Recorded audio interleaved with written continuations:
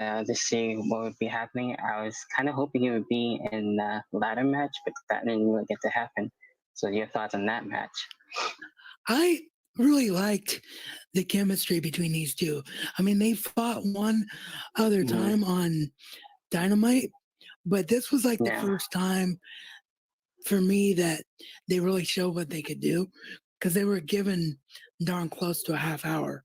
And there were plenty of times when I thought Jungle Boy Jack Perry was going to win. So even Mm-hmm. though it was obvious that MJF would win, I really liked the way that they laid that out. And MJF is such an old school throwback heel. Like everything he does Yeah. is so heelish, and I love that. Like he's pretty much living his kayfabe gimmick. So he's one of my favorite characters in AEW, and yeah, Mm-hmm. this was probably one of my favorite matches of the night. Really enjoyed this.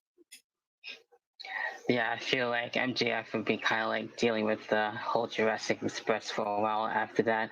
And yeah, him as a heel, I definitely really enjoy it. And I like how you said, like, the old classic type of heel. So he's definitely got that going for him. It's definitely working well for him. And then what we had, well, we have one of the new championships be presented, and that was the TNT Championship. And in this one, we had Cody and Lance Archer, and Archer basically dealing with Jake the Snake Roberts, which is pretty cool. I like those two pairing and everything. Of course, Cody having on Anderson on his side and everything. So Cody actually getting the TNT Championship.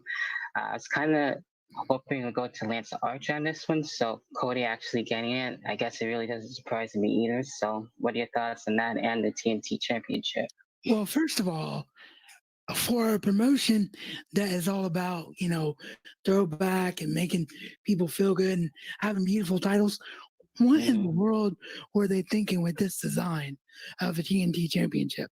I mean, it's bad. Mm-hmm. It is bad. It looks worse than the WWE 24/7 title, which is not. So I Mm-hmm. don't really understand what their thinking was on that. I mean, I Yeah, get the color design because that's the same as the network, and it is the pretty TNT much. title.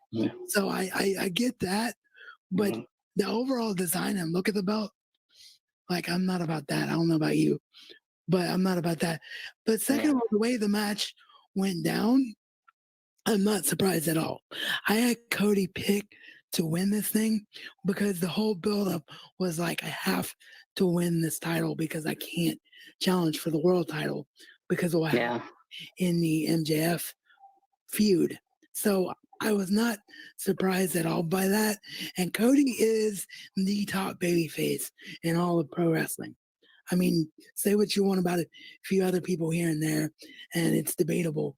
But in my opinion, Cody is the top babyface in all of wrestling right now. So it's good to see him be the TNT champion because I think the TNT championship is going to be a lot like the IC title or the TV title in WCW and ECW. I think it's going to be that Mm-hmm. back to being that workhorse championship, defend it all the time, challenger after challenger. So I think Cody is definitely the right choice for the first champion. So, Mm-hmm.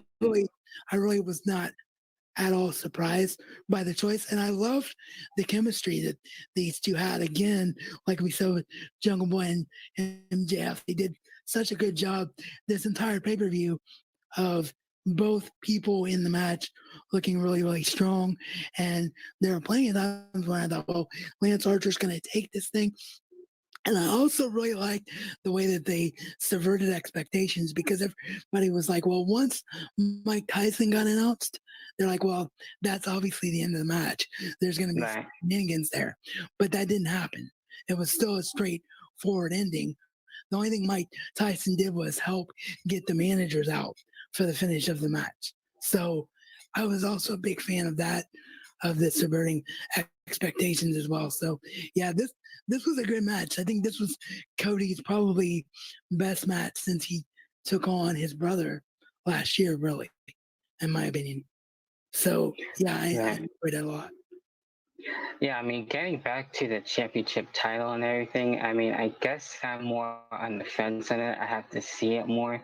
And from what I'm hearing it wasn't really nearly finished yet. Of course, with the situation that we're in right now, so that's what I heard. But I mean, we'll see what happens after that. Sorry, I didn't mean to cut you off. I That's all right. I didn't hear about that aspect of it. So that Yeah. makes a lot of sense. Like if the Hmm. title wasn't quite done to the point where they Hmm. want it to be, then Yeah. that's a little makes a little bit more sense. Yeah, because I noticed like we just had like that red painting on the bottom, so I feel like they were trying to like finish it up and paint it more. That's what I Yeah, got out of that. it Yeah. was kind of like they're panicking, like, well, this thing has to debut, so Hmm. I guess it is what it is. I didn't pick up on that at the time, but yeah, that makes a lot of sense. Yeah. So I don't know. We'll see what happens with that. Just have to wait on what the whole thing is with that. The next thing that we did have in one of the women's matches where we had Chris Statlander and Penelope Ford on this one, and I know for going into this one, I was actually hoping Chris Statlander would win, and that's fine, and she actually did. So she's definitely again another one of my favorites that I've been going for and everything. So to see where she's going to go, maybe get that another chance again for the women's title would be pretty cool. We'll see what happens with that. And yeah, your thoughts on this one? Well, this obviously was a replacement match because Hmm. unfortunately Dr. Britt Baker got hurt going into this. Yeah, The entire feud was about Dr. Britt Baker and Chris Statlander. So right. once Penelope Ford came into this, I think it was pretty obvious that Statlander would win. And I really Hmm. like Statlander's gimmick a lot. It's Yeah, so the whole alien thing different is and really cool. yeah, and Hmm. it's so different and so unique because she doesn't speak. She just lets her mannerisms talk for her, which is Right. so different than anything we've seen in wrestling right now. And she's really growing on me. She every match I see her in, she just gets better and better and better. Actually, the same thing is true with Penelope Ford, but just particularly with Chris Statlander. Like every time I see her, I'm more and more of a fan of what she Hmm. brings to the table. So I'm not at all surprised that she won here. I'm just really heartbroken over Britt Baker. Britt Baker is one of my favorite things in wrestling right now. Like she's been killing it with this heel run with the role Yeah. model character. So I'm really heartbroken for her. And they said she had 3 different injuries simultaneously. So Yeah, I think she like had someone land on the knee, I think on Dynamite or something like that. I yeah, remember watching the replay on that. That looked pretty crazy. yeah, yeah. So hopefully it's not as bad as what it sounds like. And Right, she yeah.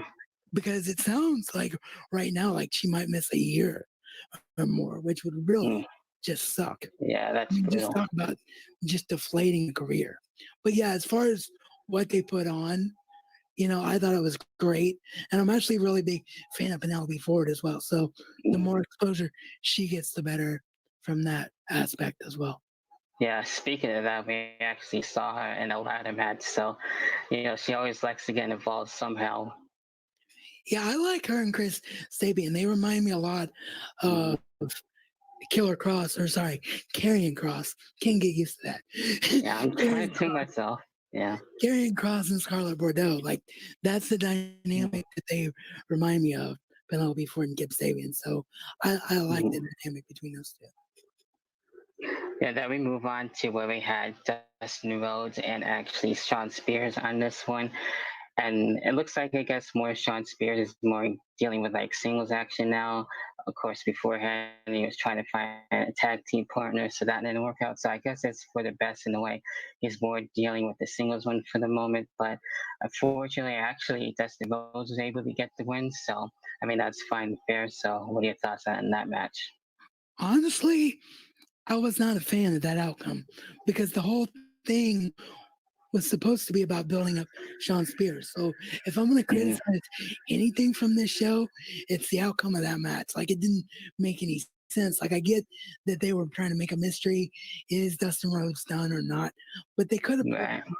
without Dustin Rhodes winning here because Dustin Rhodes gained nothing, and whereas Sean Spears could have gained so much from a victory here. So I just was Hmm. not a fan of that outcome. But the match itself was good. and fine for what it was. Dustin still puts on amazing matches at his age. Like as long as he wants, Hmm. he can go. But I just didn't particularly like the choice of him winning here. Yeah, I pretty much agree on that. And for Sean Spears, he could be doing it definitely a lot more. And him being a heel, I think is going to go somewhere. So we'll see what the momentum brings afterwards if he does And get a win back. yeah. And the other thing I don't like about him right now is that Hmm. they know they have something in him, but they Yeah. can't seem to settle on what it is. Like he changes, like he talked about, there was supposed to be the search for a tag partner, which went nowhere. Then he was the Hmm. chairman, which seemed to go nowhere. Then he was like this Hmm. news reporter guy coming off this. So it's like, Right. make up your mind of what you're Hmm. actually going to do with Sean Spears. Now, I Hmm. wonder if that has a lot to do with Kelly Blanchard probably doesn't want to work during the pandemic. So I think that might be hurting him a lot too Right. from that perspective. So Could be. I can so I can cut him some slack there, but like, yeah, just settle on something with Sean and run with Hmm. it because like he was definitely one of the most underutilized guys when he was Ty Dillinger in WWE. So capitalize on it and stop wavering on it. That's my big thing. Yeah, if they're not gonna have really a tag team division, I think having him be like the chairman like that, and then having him be with Tully, I think that makes a lot more sense, and I think that was cool when they started that out. But Yeah, and for then sure. yeah, and the next one where we have the AEW Women's Championship, and we have Sheeta and Nyla Rose on this one, and this one actually surprised me. Having Sheeta actually win the women's title, I thought that was actually pretty cool. I didn't actually expect that. So Sheeta definitely growing on me on that too for sure. So I was actually expecting Nyla Rose to actually keep the title, but that didn't happen. So that was a pretty interesting twist. So what are your thoughts on that one? I'm 100% with you.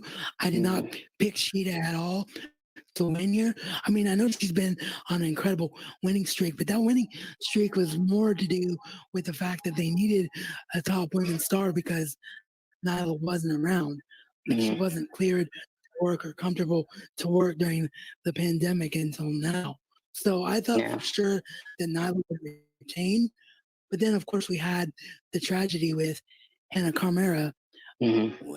which she worked with in Stardom. She worked with her in Stardom a lot. So I wonder Hmm. if that was, especially with them showing her memorial graphic right before this match and hyping up that relationship on commentary throughout. I wonder if that was more of a decision where Nyla Rose was like, yeah, go ahead and let her have the title for a minute and help build her spirits back up because she was probably really devastated by losing one of her best friends, and it did create a nice feel good moment for the pay per view. So I don't have a problem Hmm. with it. I was be interested to see are they going to have her now with the long run for the title, or does it go back Yeah. to Nyla Rose? Like it really throws everything for a loop Mhm. there in terms of that. But yeah, Yeah.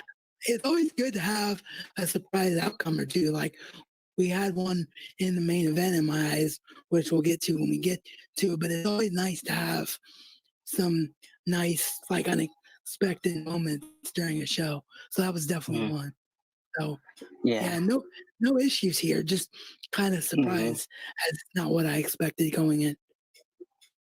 Yeah, I saw the story too on Twitter. It's pretty sad on what happened and everything. It sucks, like dealing with cyberbullying, I heard, and stuff like that. So no one should have to go through that. But I feel like the match between those two, and I don't think it ended there. So I feel like there would be probably a few coming out of this. I would think so, anyway. Oh, I think so as well. I think these Mhm. two will probably have at least another match, if not two or three more. They definitely have the best two top stars that they have right now with Britt Baker out. So I definitely don't see this ending anytime soon. Yeah, and with the next one, we basically get into the two main events, if you want to put it this way, of course, with the World Championship, John Moxley and Brody Lee. This one was pretty intense, especially with the history between these two and everything. And that one spot where they went through like the ramp and everything was expecting that. So that was pretty crazy.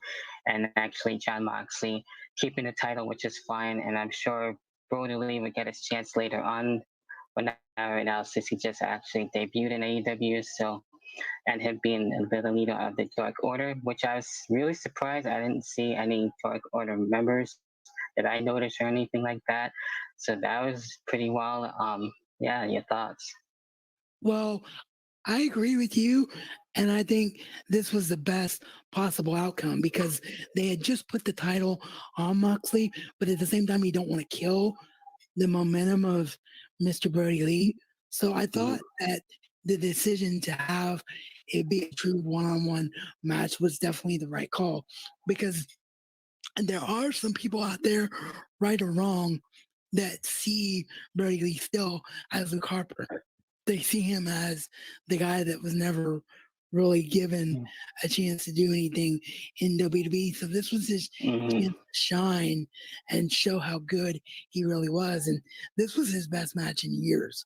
So I really like Mhm. the chemistry between these two. And Mox just continues to be more and more like every match that he has, he gets more and more sadistic as the match goes throughout. Like that huge paradigm shift, you mentioned it, the huge paradigm shift through the Yeah, stage. I was like, what the heck happened there? I mean, it's crazy. it was like it was like the ECW heat wave spot from 1998.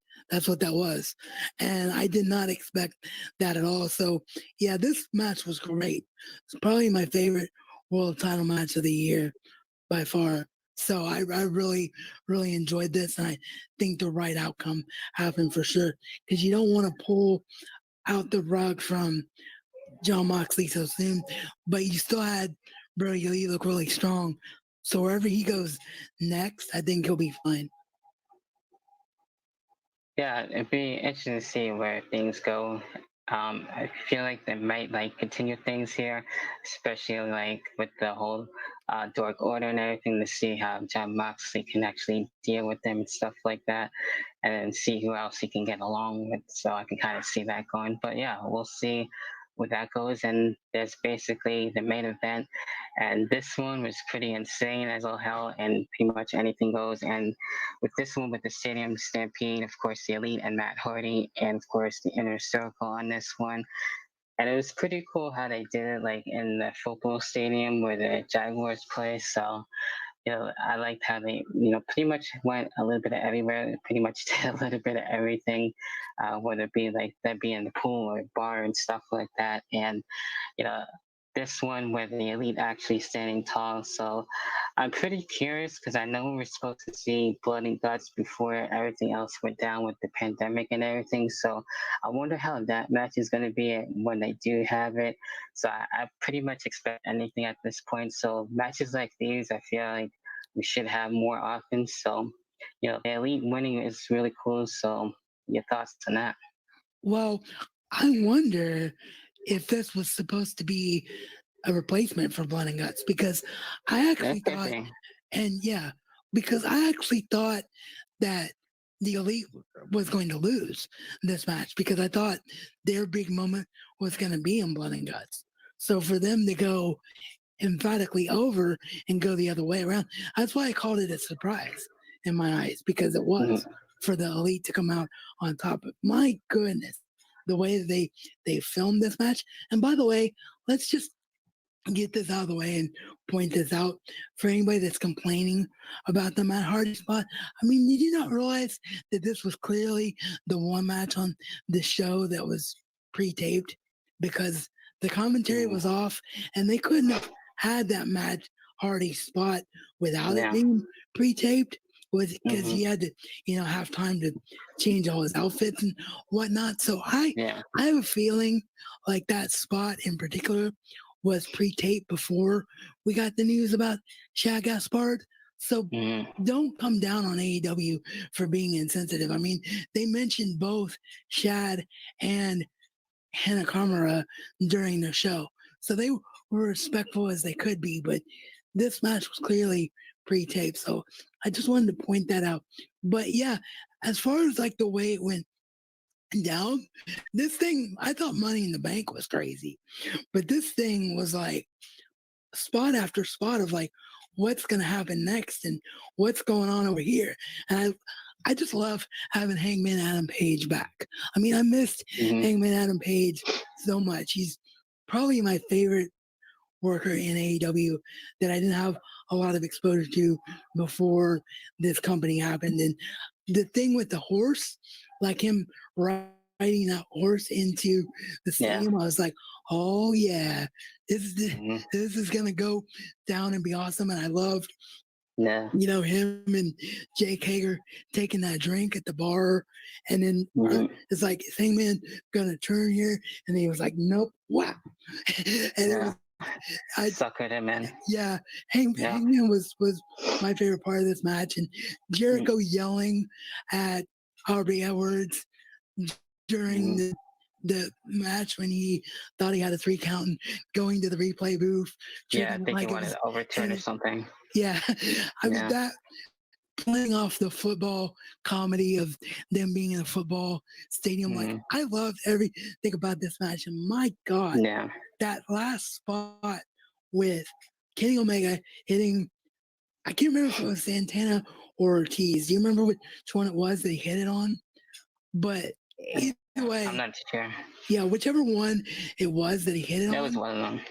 yeah, it was one of the two members of Santana and Ortiz got hit with this one-wing angel from the top of the stadium seating all the way down through a table that was down below on the field. I was like, my God, they Yeah, just that's took the awesome.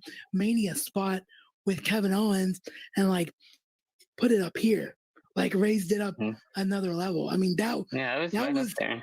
that was one of the craziest spots I think I've ever seen. Like, and the Mhm. thing is that a lot of casual wrestling fans might not get, like, you don't have a chance to practice that spot.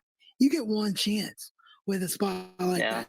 So if it goes wrong, somebody could be seriously hurt. So hats off Mm. to Omega and his opponent for that spot, because I was just like, wow, what a way to end it.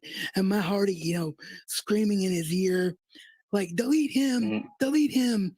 The, Yeah. every, everything Classic about Matt Hardy. yeah, everything about this match worked. The different Mhm. versions of Matt Hardy, the Yeah. chair of I wheels. wasn't expecting the version one Matt Hardy. Oh God, I me didn't think we either. were going to see that one. Me either. And them getting Mhm. around the WWE copyright with, instead of calling it Mattitude, they called it Mhm. Matter of Facts. I thought that Yeah, was they even had the really, Matt facts too. That yeah. was cool. But they called it Matter of Facts instead of Mattitude Facts, which I thought was a really smart way to Right. do it, Yeah. because technically they didn't violate any copyrights there, because they changed the Mhm. name and changed the look of it.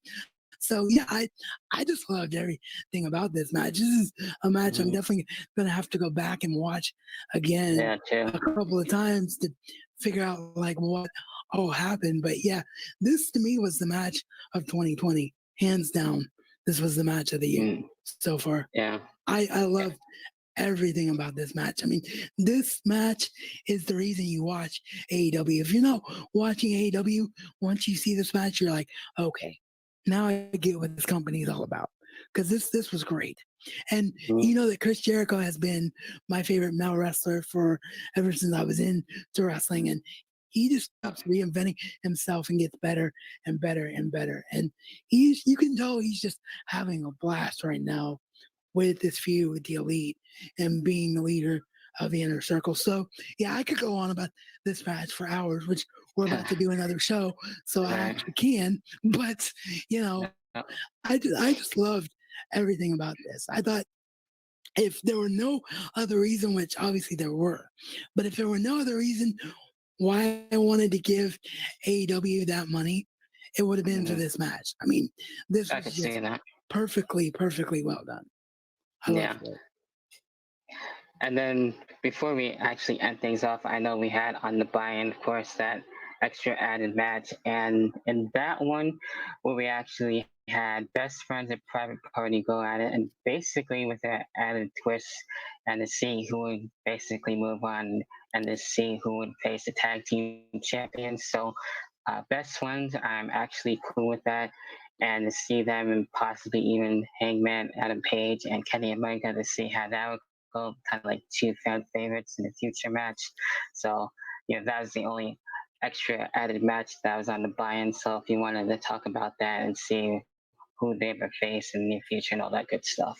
Yeah, I was not surprised at all by Best Friends winning here because Best Friends has been the only built tag team in AEW pretty much with Mm-hmm. Hangman Adam Page not being able to work until now because Yeah, of the pandemic. So I was which not is surprised at crazy. all. Yeah, I was Mm-hmm. not surprised at all by this outcome. And they actually were feuding in a small way, best friends, and Page and Omega were feuding in a small way before this all went down the last few months. So it's nice to keep that plate spinning and remember that we had a storyline going on before all the craziness. So Mm-hmm. the only thing I didn't like was the use of private party here. Like, why not bring in another tag team that doesn't get hurt by losing? Because Mm-hmm. they had built Private Party up as potential future stars, but every time we see them now, they're losing. So I would have much preferred. I know they were in the ladder match, and that's cool, but I would much have preferred like SCU, who doesn't hurt from losing the best friends in this Yeah. spot. That's the only thing I would have changed. But yeah, Best Friends is a wonderful tag team. And I've always loved Trent. I loved Trent when Mm-hmm. he was in NXT, like way back when. So I've always Yeah, said I remember that. he was extremely underrated talent. So I, you know, I'm all for what they did here for sure. Yeah, and that pretty much does it with all the matches and everything, and getting into like overall thoughts before we end things. And for AEW Double or Nothing, I thought it was really enjoyable, definitely well worth it. So if you haven't checked it out, definitely go check it out, especially with the replay and everything. So, like I said before, it's not like they have pay-per-views every single month and every once in a while. So that's really cool and refreshing that way. So, not a whole lot of companies are doing that so much, but definitely go check it out. And what are your overall thoughts on Double or Nothing? Pay per view of the year, hands down.